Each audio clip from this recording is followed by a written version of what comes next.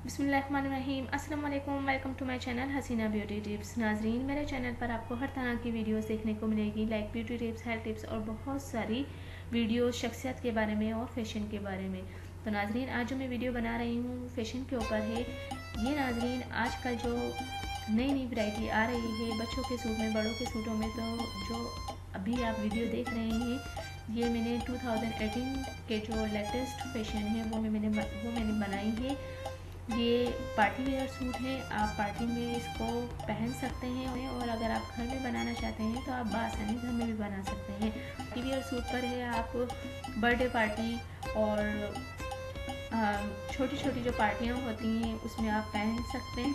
तक एंड तक देखते रहिए। आपका बहुत बहुत शुक्रिया और मेरे चैनल को सब्सक्राइब करना हरगिज़ ना भूलें।